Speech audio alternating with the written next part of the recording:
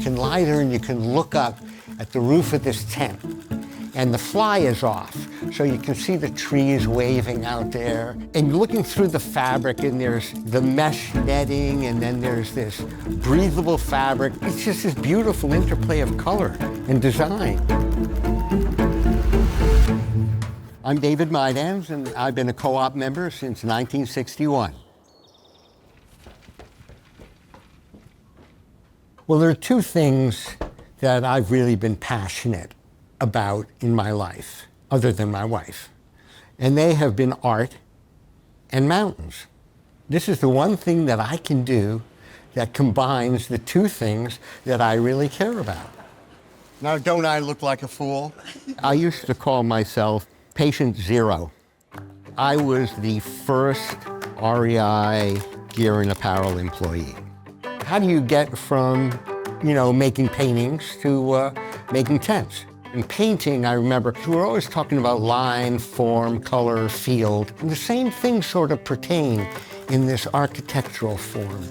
I had been doing some contract work for Chouinard Equipment down in Ventura, and I found myself living in Washington, and I called my friends and said, hey, dudes, I need a job. And then, hey, they hired me as a designer.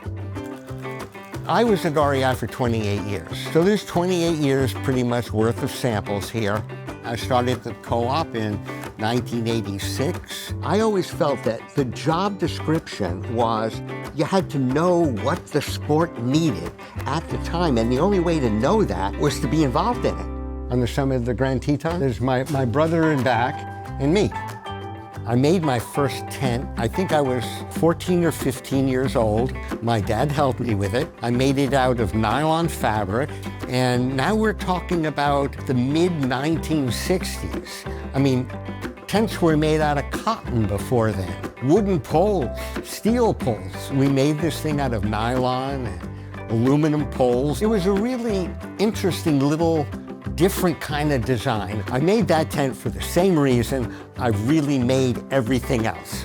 That what I wanted just didn't exist. And I think one of the first products we got to innovate on was the half dome. The half dome had been around since 1980. There was nothing particularly distinguished about it. It was a simple half dome, two-pole design tent. We had the idea, instead of one vestibule on the front, two vestibules on the sides, two vents on the top, two people inside. I think this one may have actually literally happened in the shower. Things have to hit on all cylinders, and they have to do it sort of at the same time. It has to be comfortable. It has to perform a variety of features. Like you put your stove right outside. It has to look nice. There are a whole lot of things that sort of come together and create a livability question. I sometimes thought it was our graduation exercise. And the half dome was where we really showed the industry that we were going to be doing that.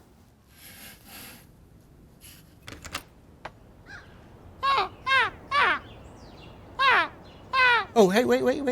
There they are. See, 3 of them. I really love these guys. The co-op saved my life. I had no job prospects. I was a 40-year-old dirtbag climbing bum, a dirtbag with an art degree in painting. When we did the half dome, our CEO had a practice of giving a little pen and pencil set to REI employees who had done something that in his estimation just, was a little bit above and beyond. When I got called up to Wally's office and he gave me this pen and pencil set, me, a dirtbag climbing bum and all, and he's got his tie on and I get, that's when I really felt that, okay, I've arrived at something. That was very important for me.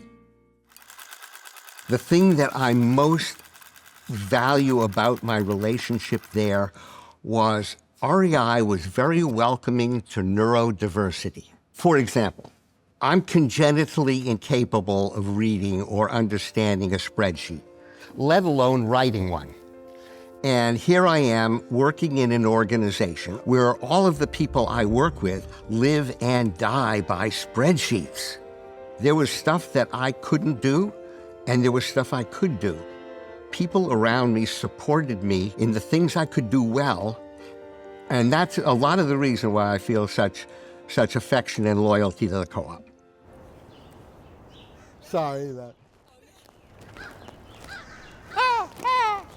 I should have brought some peanuts with me. I had a wonderful ride. My friends and co-workers, we did a lot of really, I think, remarkable things. There was a point in time when I was able to make a significant contribution to my sport, to my co-workers, and to my customers. I don't necessarily think of leaving a legacy. I did a lot of things. I did a lot of things in the moment, and most of them were good. And I'm pretty satisfied with that.